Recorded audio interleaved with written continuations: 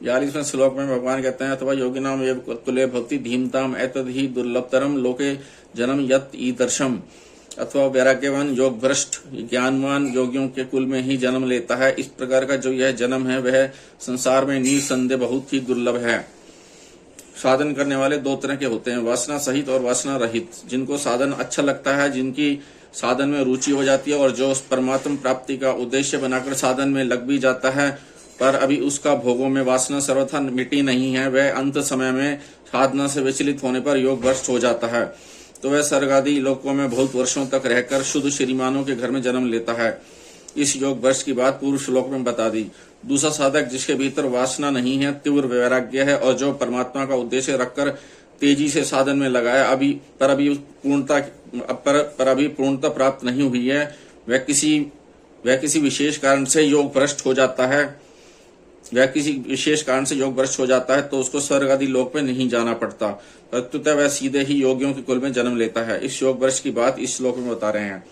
अथवा तुमने जिस योग भ्रष्ट की बात पूछी थी वह तो मैंने कह दी, परंतु जो संसार से विरक्त होकर, संसार से सर्वथा विमुख होकर साधन में लगा हुआ है, वह भी किसी कारण से किसी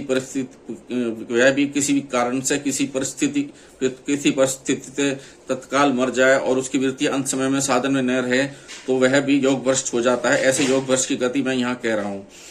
योगिनाम एव कुले भवति धीमतम, जो परमात्म तत्व को प्राप्त हो चुके हैं, जिनकी बुद्धि परमात्म तत्व में स्थिर हो गई है, ऐसे तत्वज्ञ जीवन मुक्त बुद्धिमान योगियों के कुल में वह वैराग्यवान योग भ्रष्ट जन्म लेता है। कुले कहने का तात्पर्य है कि उसका जन्म साक्षात जीवन मुक्त योगी महापुरुषों के कुल में ही होता है, क्योंकि श्रुति कहती है उस ब्रह्मज्ञानी के कुल में कोई भी ब्रह्म ज्ञान से रहित नहीं होता, अर्थात सब ब्रह्मज्ञानी ही होते हैं। एतद ही दुर्लभतरम लोके जन्म यति दर्शम, उनका इस प्रकार योगियों के कुल में जन्म लेना इस लोक में बहुत ही दुर्लभ है। तात्पर्य है कि शुद्ध सात्विक राजाओं के, धनवानों के और प्रसिद्ध गुणवानों के घर में जन्म होना भी दुर्लभ माना जाता है, पुण्य का फल माना जाता है। फिर तत्वज्ञ जीवन मुक्त योगी महापुरुषों के यहाँ जन्म होना तो दुर्लभतर, बहुत ही दुर्लभ है। कारण है कि उन योगियों के कुल में घर में स्वाभाविक ही परमार्थिक वायुमंडल रहता है, वहाँ संसारिक भोगों की चर्चा ही नहीं होती।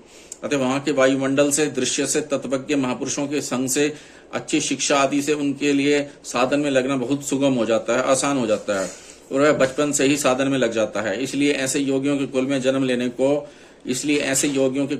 लेने को दुर्लभतर बताया गया है।